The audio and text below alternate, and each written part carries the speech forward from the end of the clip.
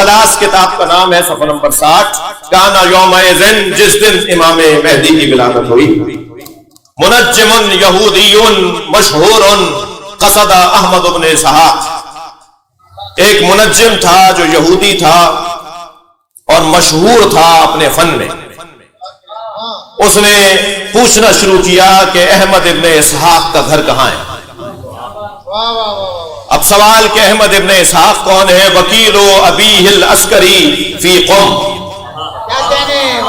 جو امام زمانہ کے والد امام عسکری کے وکیل تھے اور قم میں رہتے تھے. وہ ڈھونڈتا ہوا پہنچا ان کے ہاں کہ جو وکیل ابیہ العسکری فی قم و صاحب الجلیل، جو صاحب جلالت بھی تھے، بزرگ عالم بھی تھے اور وکیل امام عسکری تھے. وہ پہنچا وہاں.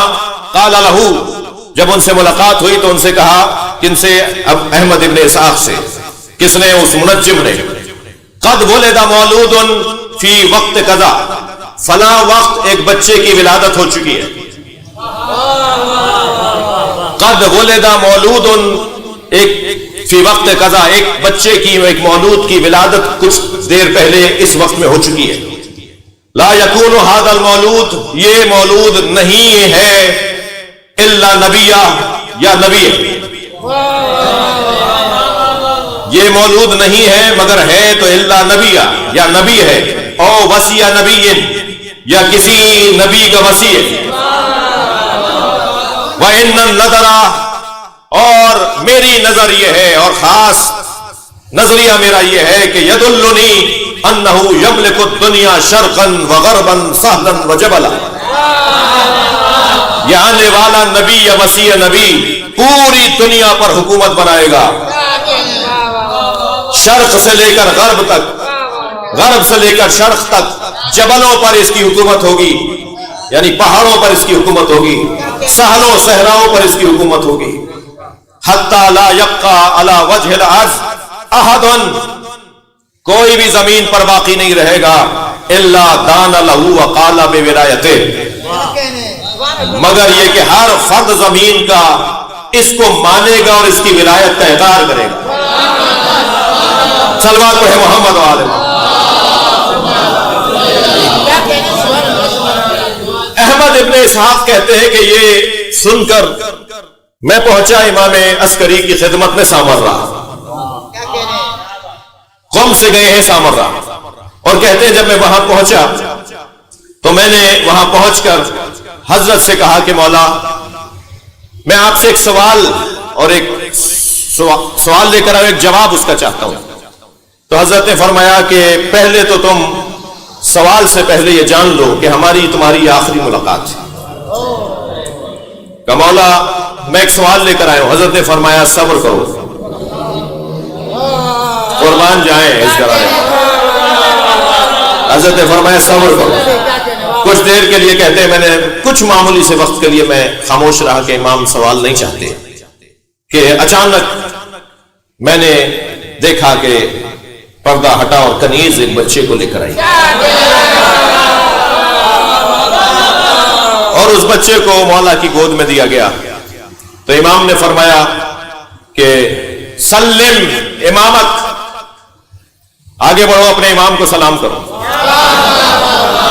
آگے آؤ، آگے بڑھو اور اپنے امام کو سلام کرو. مجھے ایسا لگ رہا تھا جیسے میرے سوال کا جواب مل رہا ہو. قربان جائز گھرانے پر، اس کمال کا گھرانہ ہے یہ. کیا مقایسہ ہے کسی اور کا ان سے؟ توہین کی حد ہے کہ ان کو کہیں اور مقایسہ کیا جائے. کہ آگے بڑھو، اپنے امام کا سلام کرو. کہتے ہیں کہ میں آگے بڑھا تو سب سے پہلے تو میری نگاہوں نے ان کی نگاہوں کو دیکھ کر، میری آنکھوں نے ان کی نگاہوں کو دیکھ کر اندر سے ایک آواز آئی، یہی تیرا امام ہے، یقین کر لے. اس کی وجہ یہ تھی کہ ان کی آنکھیں نومولود بچے کی طرح مسلسل حرکت میں نہیں تھی، بلکہ ان کی نگاہیں انتہائی اطمینان کے ساتھ کبھی وہ میرے چہرے کو دیکھتے تھے اور کبھی اطمینان کے ساتھ اپنے بابا کو دیکھتے تھے. وہ جب دیکھ رہے ہوتے تھے تو ان کے دیکھنے کا انداز بتاتا تھا کہ یہ بچہ معمولی بچہ نہیں ہے.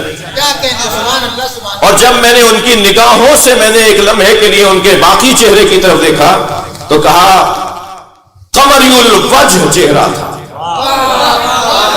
ایسا لگ رہا تھا جیسے چاند میں دیکھ رہا ہوں. قمری الوجہ چہرہ تھا.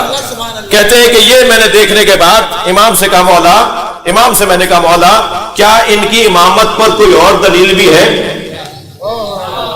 تو فوراً وہ بچہ جو ابھی چند لمحوں پہلے یا چند دنوں کا تصور کیا جا سکتا ہے، یعنی نومولود بچہ ہے، فوراً وہ بچہ بولا یا ابنا اسحاق لا تدلک اثر بعد العین. میری آنکھوں کو دیکھنے کے بعد بھی دلیل مانگتے ہو؟ صلوات پڑھے محمد و آل محمد.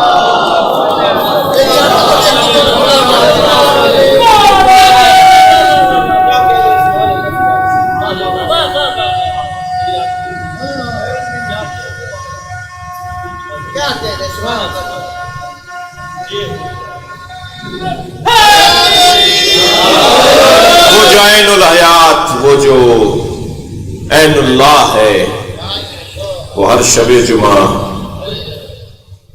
اللہ کی آنکھ روتی ہے.